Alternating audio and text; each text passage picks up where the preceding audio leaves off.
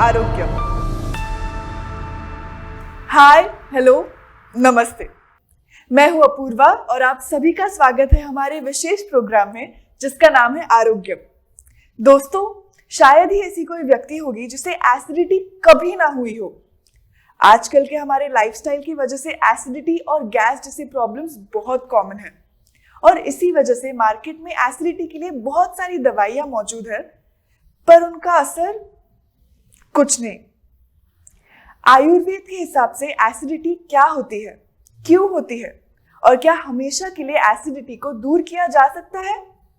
इन सारे सवालों के जवाब देने के लिए आज हमारे बीच मौजूद है प्रसिद्ध आयुर्वेदिक डॉक्टर अविनाश शिंपी, जिन्होंने आयुर्वेद में एमडी किया है और 10 सालों से भी ज्यादा साल प्रैक्टिस कर रहे हैं।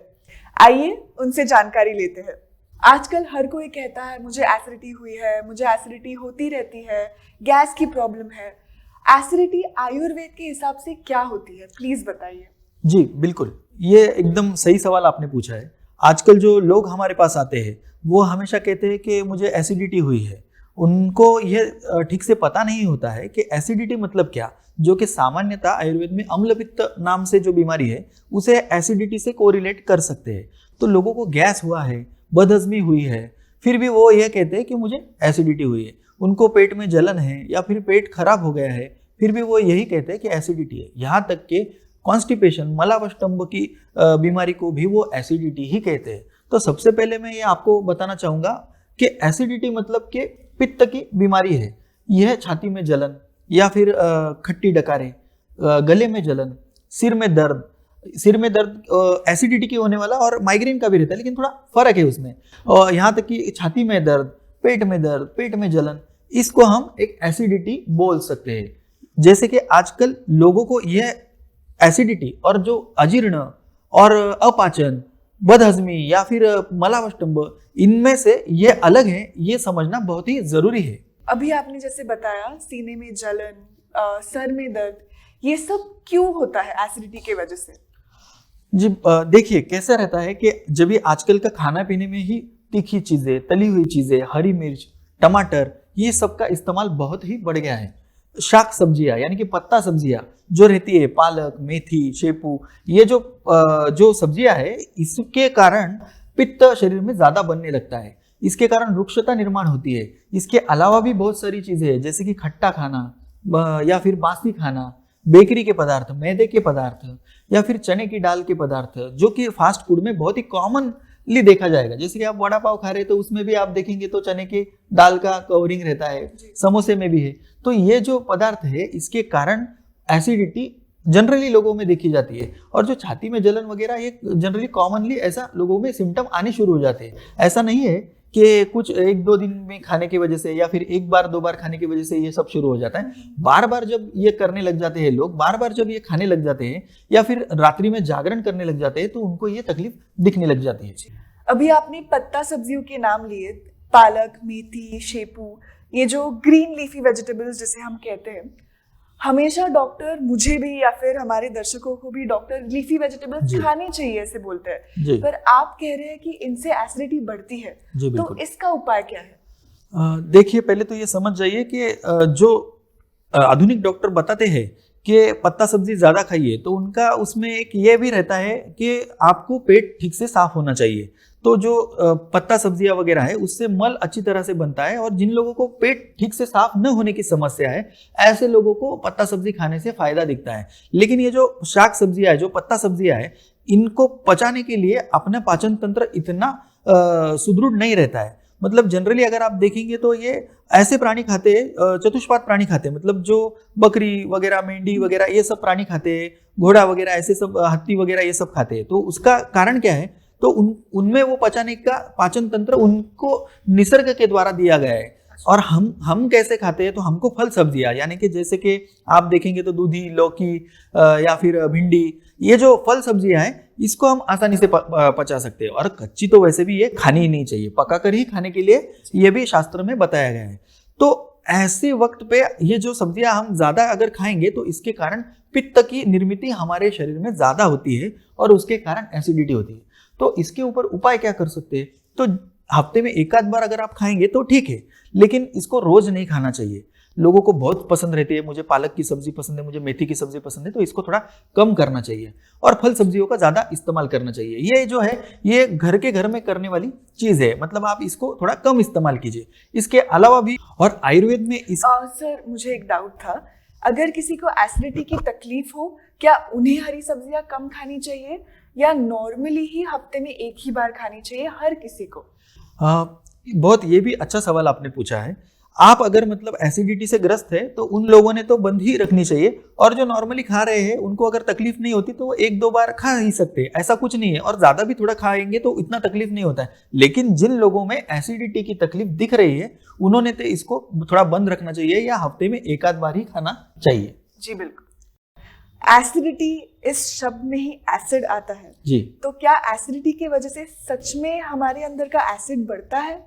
जी बिल्कुल। मतलब जो आपने कहा ये इसका नाम ही एसिडिटी, एक्चुअली ये जो टर्म है ये हाइपर एसिडिटी है, ना कि सिर्फ एसिडिटी। एसिडिटी तो ये ऐसे जनरली बोला जाता है। तो इसमें क्या होता है कि शरीर के अंदर का जो एसिड है, मतलब जो पित्त से उसको कोरिलेट कर सकते हैं, वो बढ़ना शुरू हो जाता है। मतलब इसके अलग अलग है। जैसे आयुर्वेद में क्या बताया गया है, पित्त के जो गुण है, सस्नेह तीक्ष्णोष्ण, मतलब पित्त कैसा है, स्नेह युक्त है, तीक्ष्ण है मतलब जो तेज है, या और उसका सरम है मतलब जो बहने वाला है, द्रव है मतलब कि द्रव स्वरूप है, मतलब कि जैसे पानी के समान है। ये है पित्त के गुण। अगर इनके गुणों में किसी प्रकार से वृद्धि होती है, मतलब अगर वो ज्यादा तीक्ष्ण हो गया तो हमें जलन शुरू हो जाती है। अगर वो ज्यादा द्रव मात्रा में बढ़ गया, उसका द्रव गुण बढ़ गया, तो हमें क्या होता है कि गले में पित्त महसूस होता है, यानी कि खट्टी डकारें आती है, मुंह ऐसे कड़वा या तीखा या फिर खट्टा हो जाता है। तो कभी ऐसे डकार आते वक्त आपको पित्त ऐसे बाहर आया, ऐसे आपने अनुभव किया होगा, तो ये द्रव गुण बढ़ने के कारण है। इसके अलावा अगर रुक्ष गुण बढ़ गया तो आप देखेंगे गॉल ब्लैडर में पथरी, यानी कि पित्त की पथरी होनी शुरू हो जाती है। तो ये सब आपको देखने को मिलता है रुग्णों में। अच्छा, ओके। तो क्या यही सब सिम्टम्स है सीवियर हाइपर एसिडिटी के, या एसिडिटी के और भी कोई सिम्टम्स है? लक्षणों में अगर हम देखने जाएंगे तो आपके पास एक रुग्ण आता है तो वो आपको बताएगा कि मुझे छाती में जलन है, या फिर गले में उसको खट्टापन या फिर उसको तीखापन महसूस होता है, उसको सर में दर्द हो सकता है, छाती में उसके दर्द होता है, जिसे आजकल हार्ट बर्न कहते हैं ऐसे। और हाँ, ये भी बहुत महत्वपूर्ण विषय है। जनरली लोग एसिडिटी है, छोटा सा बीमारी है, तो ऐसे इग्नोर करते हैं। लेकिन अगर इसको इग्नोर करते गए और आपने ध्यान नहीं दिया, किसी चिकित्सक के पास कभी जाकर दिखाया नहीं और मेडिकल से वगैरह ऐसे गोली लेते रहे, घरगुती उपचार करते गए, तो आपको ये याद रखना जरूरी है कि हृदय विकार की बीमारियों का भी कहीं कहीं पे इसमें साधर्म्य दिखता है। मतलब जो एसिडिटी के लक्षण है उनका साधर्म्य आपको हृदय विकार की बीमारियों में दिखाई देगा, जैसे कि छाती में जलन, हार्ट बर्न या फिर छाती में दर्द। यह एक कुछ सिम्टम जो है, यानी कि जो लक्षण है, वो एक हार्ट की बीमारी से रिलेटेड भी हो सकते हैं। तो इसीलिए इसके लिए भी सावधानी रखनी जरूरी है। और प्रॉपर एसिडिटी की जो लक्षण है उसके रिगार्डिंग आपको एक आयुर्वेदिक चिकित्सक से परामर्श लेना बहुत ही जरूरी है। डॉक्टर, चर्चा को आगे बढ़ाते हुए मैं पूछना चाहूंगी, आप ये जो लक्षण बता रहे थे उन पे उपाय क्या है, और क्या इन लक्षणों को ट्रीट करके एसिडिटी को ट्रीट किया जा सकता है? जी बिल्कुल।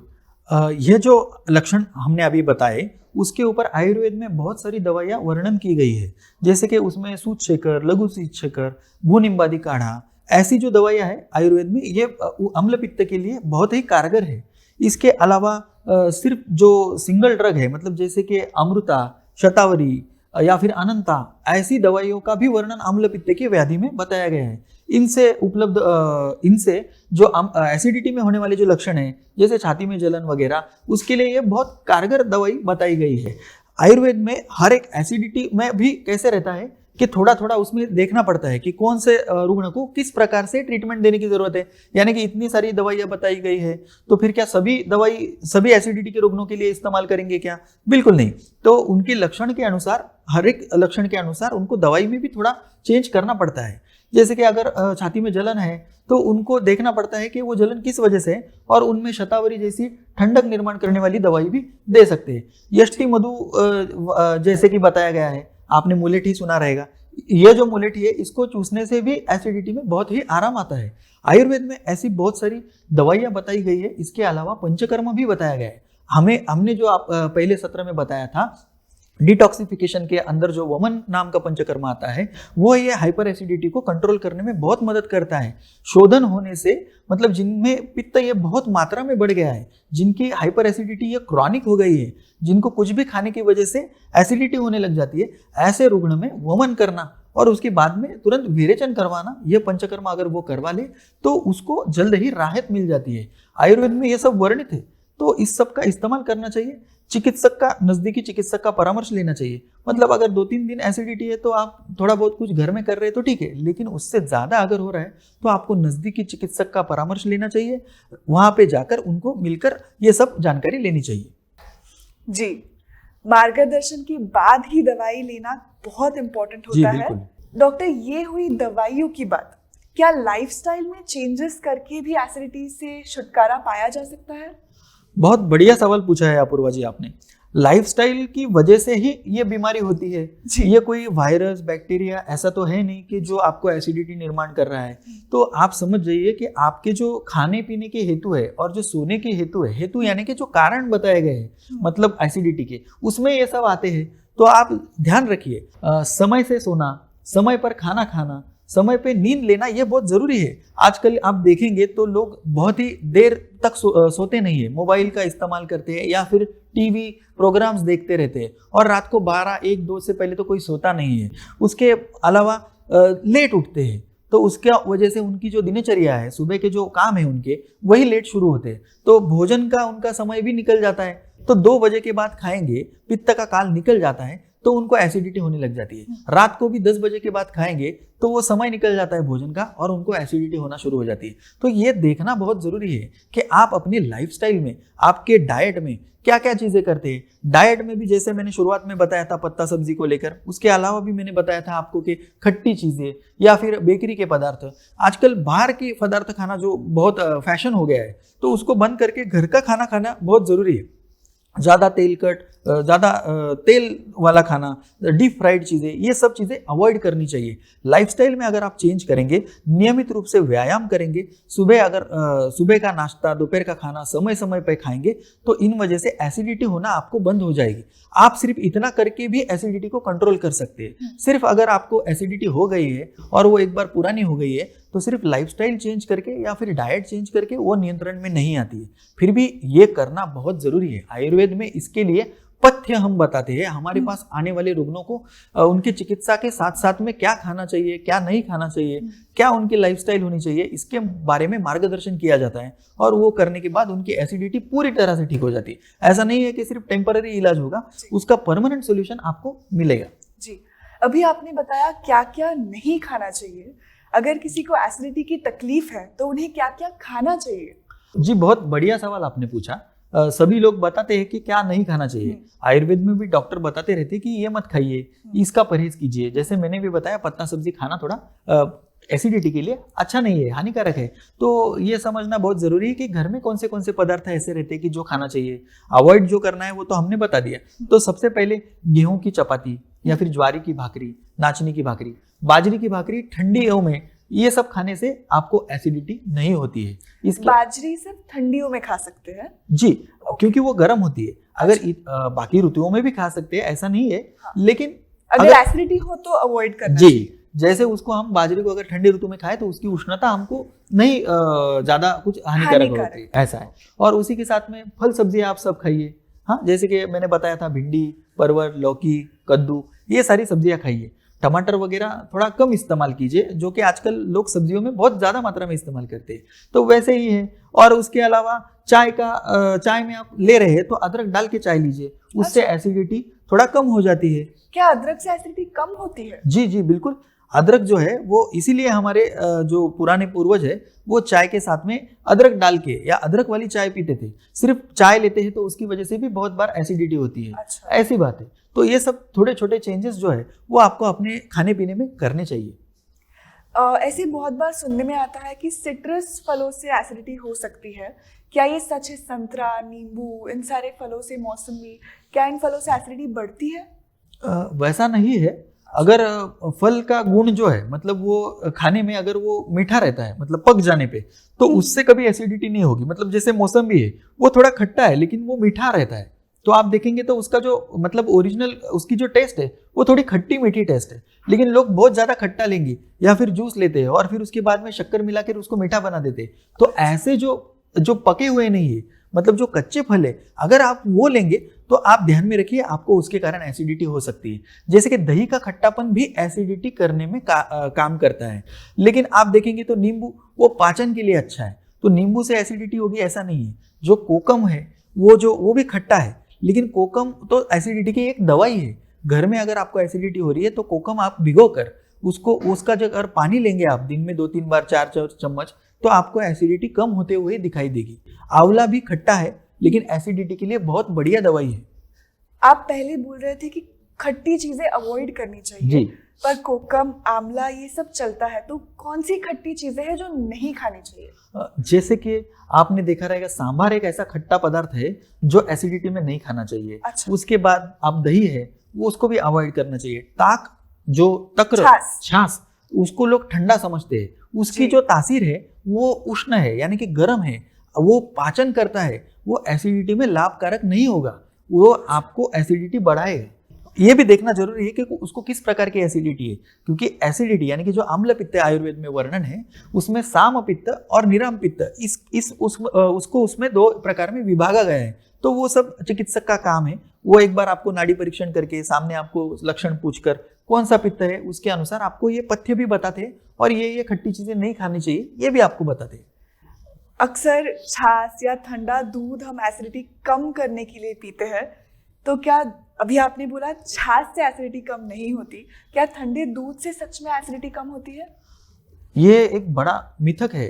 अगर ठंडा दूध में मतलब एसिडिटी के लिए ठंडा दूध पीना चाहिए, तो अगर आप देखेंगे तो ये एक घरगुती उपाय है, लेकिन सभी लोगों की एसिडिटी में ठंडा दूध ये कारगर नहीं रहता। जैसे मैंने अभी आपको समझाया कि साम पित्त और निराम पित्त रहता है, तो ऐसे में निराम पित्त के पेशेंट में आप अगर दूध देंगे तो वो कभी कभार ठीक भी रहेगा। अच्छा। लेकिन अगर साम पित्त के पेशेंट में अगर आप देंगे तो वो उसमें काम नहीं करेगा, उसमें अम्लता जो गुण है वो बढ़ जाता है। तो ऐसे समय में अगर आप दूध लेंगे तो आप जरूर देखिएगा आपकी एसिडिटी बढ़ जाएगी, ना कि वो कम होगी। तो ये बहुत बड़ा मिथक है, ऐसा जनरली मतलब ऐसे सामान्यता नहीं होता है। तो कुछ लोगों में फायदा करेगा, लेकिन सभी में बिल्कुल फायदा नहीं होगा। आपने नाड़ी परीक्षण अभी कहा जी। नाड़ी परीक्षण तो हमें तो लगता है उससे सिर्फ बीपी पता चलता है या हार्ट रेट पता चलता है, इससे एसिडिटी कैसे समझ में आती है? हाँ, अच्छा सवाल है। जैसे कि वैद्य जो है आज से मतलब 5000 सालों से आयुर्वेद है, वैद्य जो है ये नाड़ी परीक्षण मतलब रुग्ण आने के बाद उसकी परीक्षा कैसे करनी है, तो ऐसे दशविध परीक्षा बताए गए हैं, उसमें एक प्रकार नाड़ी परीक्षण भी है, और जो कि आजकल के रुग्णों को थोड़ा विस्मयकारक भी लगता है कि नाड़ी से कैसे बता देते। तो देखिए नाड़ी देखने से क्या पता चलता है कि रुग्ण के दोषों की स्थिति उसके शरीर के अंदर कैसी है। तो अगर वात बड़ा है तो वो समझ में आएगा, पित्त बड़ा है तो वो भी समझ में आता है, और कफ बड़ा है तो वो भी समझ में आता है। और इसके प्रकार भी है, वात पित्त कफ के 5 प्रकार होते हैं। तो उनकी स्थिति भी बहुत से वैद्य अपने अनुभव से नाड़ी परीक्षण से समझ लेते हैं। तो इसी प्रकार पित्त का एसिडिटी का परीक्षण भी नाड़ी परीक्षण से जरूर हो सकता है। ये शायद सिर्फ एक्सपीरियंस से ही आता होगा। जी, अनुभव चाहिए। एक बहुत ही इम्पोर्टेंट सवाल, कई बार एसिडिटी ही तो है, मैं ठंडा दूध पी लेता हूँ, मैं छाछ पी लेता हूँ, ये करके लोग इग्नोर कर देते हैं। क्या एसिडिटी को इग्नोर करने से उससे भी खतरनाक कोई रोग हो सकता है? जी बिल्कुल। लोगों को आजकल घरगुती मतलब घर में होने वाले उपचार तो वो करते ही है, लेकिन साथ ही साथ में मेडिकल से कुछ दवाइयाँ लेकर वो थोड़ा सा उसके ऊपर ध्यान नहीं देते हैं। उनको लगता है क्या है, एसिडिटी ही तो है, क्या होगा मुझे। तो रोज गोली लेने वाले भी लोग आते हैं मेरे पास, तो उनको बाद में जाकर मैं उनको ये समझाता हूँ कि भाई अगर आप ये हमेशा लेते रहेंगे, ये ऐसा महीना चलाते रहेंगे या फिर 10 साल आप चलाते रहेंगे, तो आप देखेंगे ऐसे रुग्णों में सिर्फ अम्ल पित्त के कारण 40 प्रकार की पित्त की बीमारियां हो सकती है। जैसे कि क्या, तो उनको गॉल ब्लैडर में पथरी यानी कि पित्त की पथरी होना शुरू हो जाती है, या फिर उनकी त्वचा के ऊपर स्किन डिसीजेस मतलब कि त्वचा विकार होने शुरू हो जाते हैं। ऐसे रुग्णों में आप देखेंगे कि अलग अलग प्रकार की त्वचा विकार जैसे कि फंगल इन्फेक्शन, सोरियासिस, या फिर आप देखेंगे कि उनको पूरे बदन पे खुजली होना, ये सब उनमें दिखाई देने पड़ जाता है। रैशेस, अर्टिकेरिया, ये सारी बीमारी दिखने लग जाती है। आपको लगेगा कि रैशेस, अर्टिकेरिया एक आध दिन में कम हो जाएंगी, जी नहीं, कुछ रुग्णों में ये एसिडिटी आगे जाकर उसको क्रॉनिक अर्टिकेरिया या क्रॉनिक रैशेस दे देती है, तो फिर वो रुग्ण हमेशा खुजाते रहता है। उनको लगता है कि भाई ये कभी ठीक होगा कि नहीं। वो आधुनिक दवाइयों में से कुछ एक दवाई लेते हैं और जिसके कारण उनको थोड़ा तात्कालिक मतलब टेम्पररी परिणाम उससे मिलता है, लेकिन उसको परमानेंट इलाज नहीं मिलता है। तो अगर आप ये अम्ल पित्त को, एसिडिटी को अगर इग्नोर करते रहेंगे और बहुत ज़्यादा दिनों तक इग्नोर करते रहेंगे, तो आप देखेंगे कि आपको पाचन विकार से लेके त्वचा विकार तक बहुत सारी बीमारियां होंगी। तो डॉक्टर, एसिडिटी के इन सब दुष्परिणामों पे कोई घरेलू नुस्खे प्लीज हमारे ऑडियंसेस के लिए बताइएगा। जी बिल्कुल। देखिए, आपको साबुत धनिया लेना है और साबुत जीरा लेना है।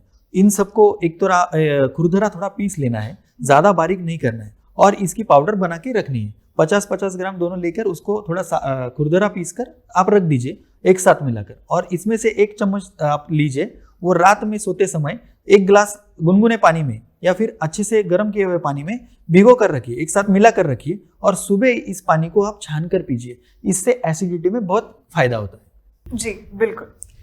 ये सब घरेलू नुस्खे तो होंगे ही, लेकिन आपको याद रखना है कि अगर आपको एसिडिटी ज़्यादा है और बहुत दिनों से, तो आपको किसी चिकित्सक, आयुर्वेद चिकित्सक का परामर्श लेना बहुत ज़रूरी है। तो उनसे जाकर पंचकर्म क्लिनिक या आयुर्वेद में क्लिनिक में जाकर उनसे ज़रूर सलाह लीजिए। जी बिल्कुल। डॉक्टर, हमारे सारे सवालों का इतने अच्छे से जवाब देने के लिए बहुत बहुत शुक्रिया। जी, माय प्लेजर। अब अपने होस्ट और दोस्त को इजाजत दीजिए। मिलते हैं अगले एपिसोड में एक नए टॉपिक के साथ। तब तक अपना ख्याल रखिएगा। नमस्ते।